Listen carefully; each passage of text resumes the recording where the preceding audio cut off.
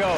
Si Mark Pitt, siya po ay may sinulat na isa pang kanta na ang title naman ay Pogi rin, pero iba-iba spelling, spelled as P-O-U-G-I-E. Yes po. Mark, anong connection ito doon sa unang Pogi na...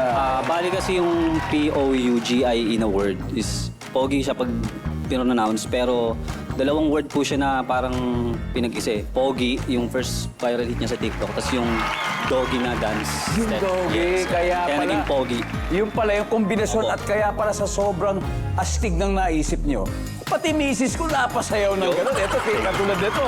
Napaganon siya, eh. Oh. To make it clear, kayo wag kang makulit. Piling-piling ng babae pababa. Pababa ng pababa ng pababa. Kasi meron hot dog na lala. Hanggang kamo ganun din yung ginawa.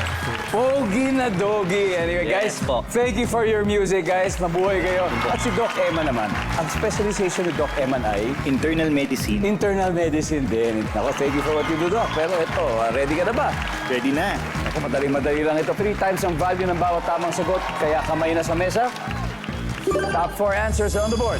Kung walang salamin sa loob ng inyong bahay, anong gagawin mo para malaman mo kung maayos ang itsura mo? Doc Eman. Gumamit ng cellphone. Gumamit ng cellphone. Nasaan ba ang cellphone?